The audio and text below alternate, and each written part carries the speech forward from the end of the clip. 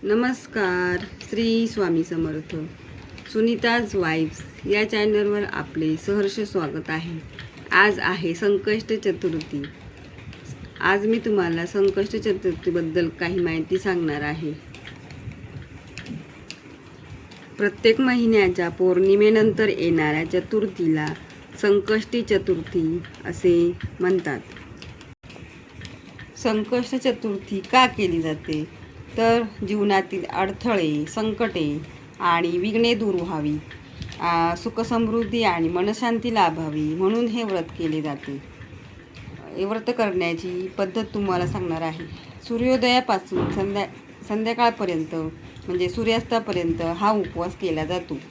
संध्याकाळी गणेशाची पूजा, अथर्वशीर्ष, संकटनाशन स्तोत्र आणि गणपती मंत्राचा जप केला जातो.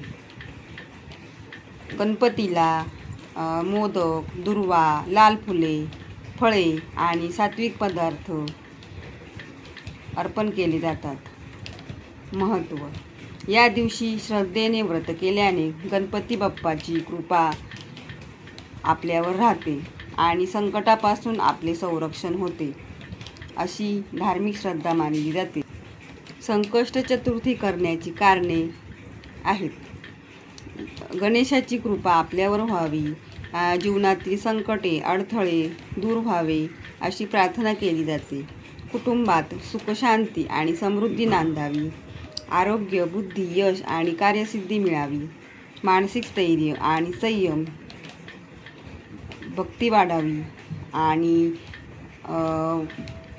पापाचे क्षालन होऊन पुण्यप्राप्ती मिळावी म्हणून ही पूजा केली जाते. आता मी तुम्हाला संकष्ट चतुर्थीचे वैज्ञानिक महत्त्व सांगणार आहे.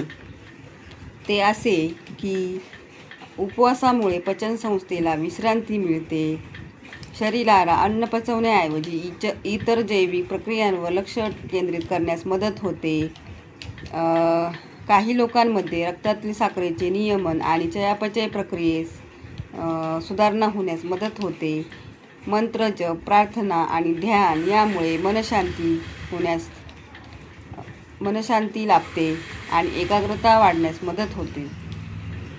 आत्मसंयम आणि शिस्त प्राप्त होते, कारण दिवसभर आपण सात्विक आहार घेतल्यामुळे आपल्या वर्तनावर नियंत्रण राहते. तेलकट आणि जड पदार्थापासून दूर राहता येते.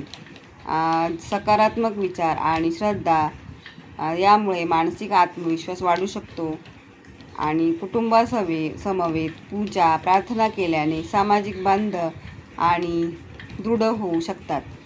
परस्पर सहकार्याची भावना वाढू शकते. कुटुंबासोबत पूजा आणि प्रार्थना केल्यामुळे मनाला सुखसमाधान लाभते. या व्रताचे पालन केल्यामुळे वेळेचे नियोजन आणि चांगल्या सवयी जोपासण्यास मदत होऊ शकते. चंद्रदर्शनानंतर उपवास सोडण्याची प्रथा ही धार्मिक परंपरा आहे. म्हणून संकष्टी चतुर्थीचे धार्मिक महत्त्व असून हे श्रद्धेवर आधारित आहे आणि त्यामागील उपवास, ध्यान आणि संयम व संतुलित आहार हे त्यामागील महत्त्वाची कारणे आहेत. अशाच माहितीबद्दल धन्यवाद. आणि तुम्हाला जर माहिती आवडली असेल तर माझ्या चॅनलला सबस्क्राईब करा, लाईक करा आणि शेअर करा. थँक्यू. धन्यवाद.